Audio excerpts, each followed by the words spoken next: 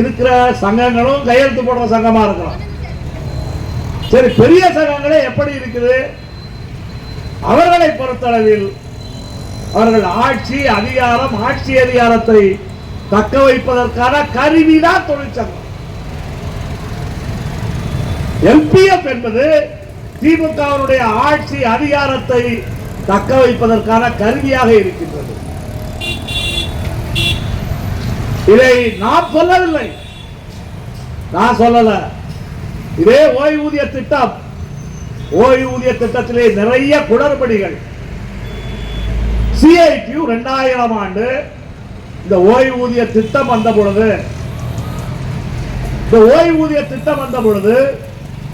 இந்த ஓய்வூதியத்திலே நிறைய குறைபாடுகள் இருக்கிறதெல்லாம் சொன்னோம். 1998 ஒப்பந்தம், 99 தான் ஒப்பந்தம் கையெழுத்தானது. 99 ஒப்பந்தம் கையெழுத்தானாலும் கூட 2000 வரை ஓய்வூதியம் வழங்கப்படவில்லை. ஒப்பந்தத்திலே கையெழுத்து போட்டு விட்டோம். ஒப்பந்தம் கையெழுத்தாகிவிட்டது. 1998 பிறகு எல்லோருக்கும் ஓய்வூதியம் என ஒப்பந்தம் கையெழுத்தாகிவிட்டது. ஆனால் 2000 ஆண்டு வரை அந்த ஒப்பந்த சரத்து அமலாகவில்லை. எனவே ஒப்பந்த அடிப்படையிலே ஓய்வூதியம் வழங்க வேண்டும் என்று சொல்லி CITU வேலை நிறுத்த அறிவிப்பு கொடுத்தது. நிறைய பேருக்கு வரலாறு மறந்து போகிறது. வரலாறை இல்லை என்றால் திரிக்கின்றார்கள். நான் வேலை நிறுத்த நோட்டீஸ் கொடுத்தோம். ஒப்பந்தம் போட்டு 2 ஆண்டுகள் ஆகிவிட்டது. ஒப்பந்தப்படி யாருக்கும் ஓய்வூதியம் இல்லை என்று CITU வேலை நிறுத்த அறிவிப்பு கொடுத்தவுடன் அவசரமாக ஒரு விழாவுக்கு ஏற்பாடு செய்தார்கள். வள்ளுவர் கோட்டத்திலே அந்த விழா, வள்ளுவர் கோட்ட விழாவிலே அன்றைய முதலமைச்சர் கலைஞர் அவர்கள் சில ஓய்வு பெற்ற தொழிலாளிகளை மேடைக்கு அழைத்து ஓய்வூதியத்தை வழங்கினார். ஓய்வூதியம் அமலுக்கு வந்தது. ஆனால் வள்ளுவர் கோட்டத்திலே அந்த விழா நடந்த அன்று CITU ஒரு துண்டு பிரசுரம் வெளியிட்டது. இந்த ஓய்வூதியத்திலே என்னென்ன குறைபாடுகள் இருக்கின்றது என்று ஒரு துண்டு பிரசுரத்தை வெளியிட்டோம். வள்ளுவர் கோட்டத்திலே விழா நடக்கும் பொழுது அந்த துண்டு பிரசுரத்திலே இந்த பென்ஷன் திட்டம் சம்பந்தமான நம்முடைய விமர்சனங்களை எல்லாம் சொல்லி இருந்த பொழுது அந்த விழாவிலே பேசி அன்றைய மின்சாரத்துறை அமைச்சர் ஆற்காடு வீராசாமி அவர்கள் கலைஞரை மேடையிலே வைத்துக் கொண்டு சொன்னார், நாங்கள் அற்புதமான திட்டம், அருமையான திட்டம், அனைத்து போக்குவரத்து ஊழியர்களுக்கும் ஓய்வூதியம் வழங்கக்கூடிய திட்டத்தை அமுல்படுத்தி இருக்கின்றோம். CITU காரர்கள் இந்த திட்டத்தை குறை சொல்லி துண்டு பிரசுரம் விநியோகம் செய்து கொண்டிருக்கின்றார்கள் என்று ஆற்காடு வீராசாமி அவர்கள் கலைஞரை மேடையிலே வைத்துக் கொண்டு விமர்சனம் செய்தார். ஓய்வூதியத்தை செக்கையெல்லாம் வழங்கிவிட்டு கலைஞர் அதிலே நிறைவுரையாற்றும் போது சொன்னார், ஆற்காடு வீராசாமி CITU நோட்டீஸ் போட்டதை பற்றி விமர்சனம் செய்து போட்டார். சொன்னாரு, தொழிற்சங்கம் என்றால் தொழிற்சங்க வேலையை செய்ய வேண்டும். இது கலைஞர் பேசியது. அது LPF ஆக இருந்தாலும் தொழிற்சங்கம் தொழிற்சங்கமாக இருக்கட்டும். அரசியல் காரணங்களுக்காக தொழிலாளிகளுடைய உரிமையை விட்டுக் கொடுக்க கூடாது. இது கலைஞர் பேசினார் அன்று. எனவே இந்த ஓய்வூதிய திட்டம் வந்த பொழுது நாம் குறைபாடுகளை சொன்னோம். இன்றைக்கு 93,000 ஓய்வூதியர்கள், 93,000 ஓய்வூதியர்களிலே 60,000 பேர் தான் உயிரோடு இருக்கின்றார்கள். 33,000 பேர் இறந்து விட்டார்கள். 60,000 பேர் தான் உயிரோடு இருக்கின்றார்கள். அதில் 80 வயதுக்கு மேற்பட்டவர்கள் 5,000 பேர், 75 வயதுக்கு மேற்பட்டவர்கள் 10,000 பேர், 75 வயதுக்கு குறைவானவர்கள் இருக்கிற ஓய்வூதியர்களிலே வெறும் 45,000 பேர் தான். 93,000 ஓய்வூதியர் இருக்குது. 30,000 பேர் வாரிசு ஓய்வூதியம் வாங்குகின்றார்கள். ஆனால் இந்த ஓய்வூதிய திட்டம் அமலுக்கு வந்த பொழுது கிட்டத்தட்ட 90,000க்கு மேற்பட்ட இன்றைக்கு ஓய்வூதியம் பெறக்கூடிய ஊழியர்கள் அன்றைக்கு பணியிலே தான் இருந்தார்கள். CITU ஓய்வூதியத்திலே இந்த குறைபாடு என்று சொன்னபோது இந்த ஊழியர்கள் அன்றைக்கு கண்டுகொள்ளவில்லை. இந்த பென்ஷனிலே பிரச்சனை வரும். 2015ஆம் ஆண்டுக்கு பிறகு இந்த பென்ஷனே பிரச்சனைக்கு உள்ளாகும் என்றெல்லாம் சொன்னோம். திட்டத்தில் உள்ள குறைபாடுகளை சுட்டி காண்பித்தோம். தொழிலாளர்கள் அன்றைக்கு உஷாராக இருந்திருந்தார்கள், இந்த பிரச்சனைக்கே இடமில்லை.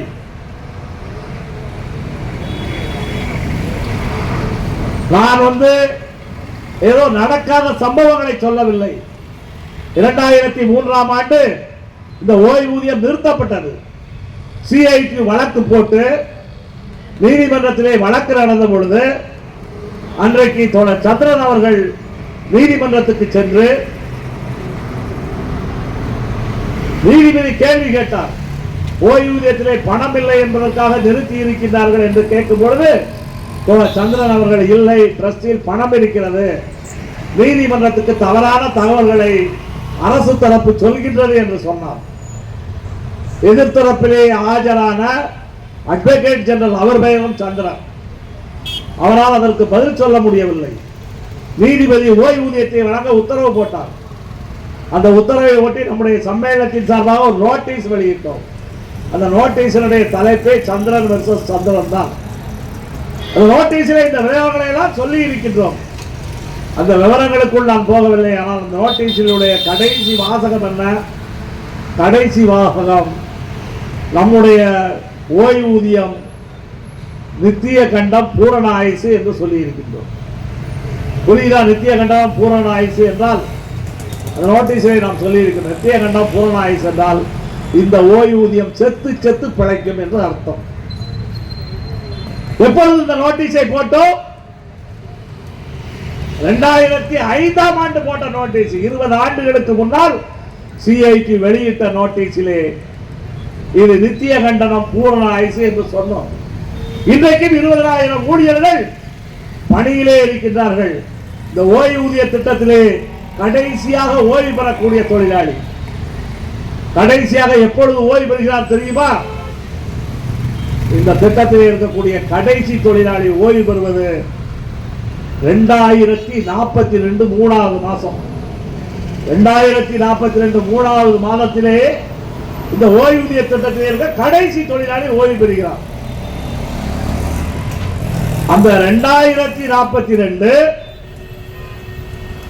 3வது மாதத்திலே கடைசி தொழிலாளி ஓய்வு பெறும் பொழுது இன்றைக்கு இருக்கக்கூடிய ஓய்வூதியர்கள் 70 வயதுக்கு மேற்பட்ட ஓய்வூதியர்களுக்கு அன்றைக்கு வயது என்னவாக இருக்கும்? 90 வயதாக இருக்கும்.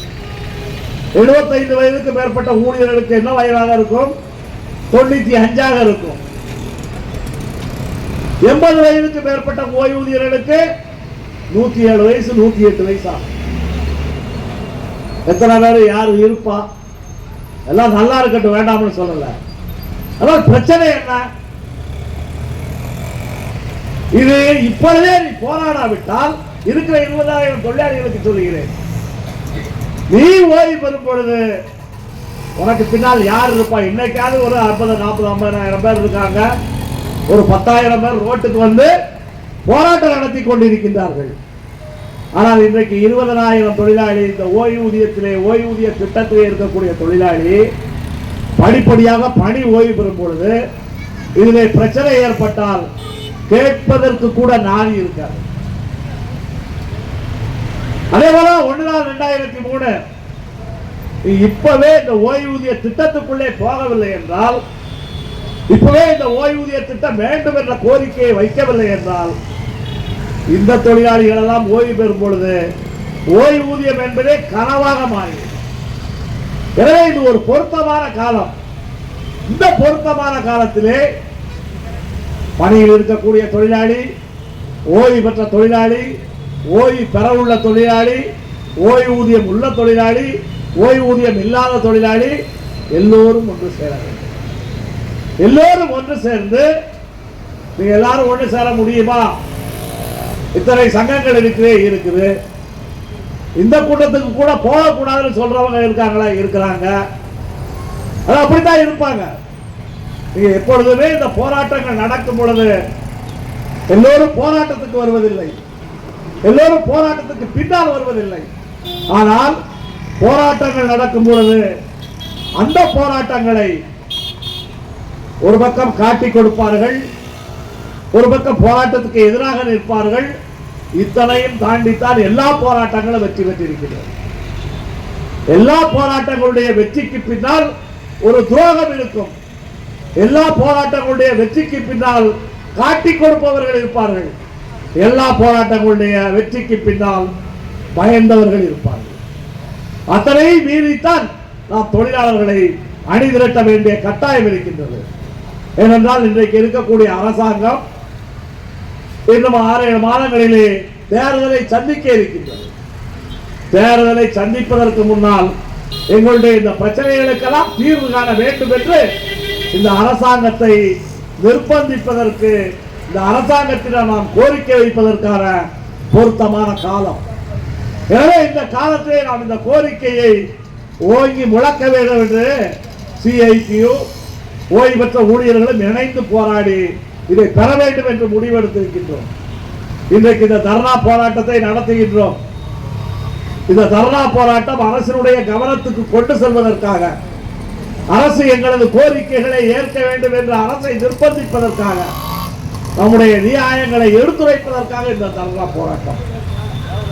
ஆனால் நம்முடைய கோரிக்கைகளை அரசு தீர்க்காவிட்டால், கோரிக்கைகளை பரிசீலிக்காவிட்டால் அடுத்த கட்ட போராட்டம் என்ற அடிப்படையிலே வருகின்ற ஆகஸ்ட் 18ஆம் தேதி முதல் தமிழகம் முழுவதும் எல்லா தலைமையகங்கள் முன்பும் ஒரு மிகப்பெரிய காத்திருப்பு போராட்டத்தை நடத்த இருக்கின்றோம்.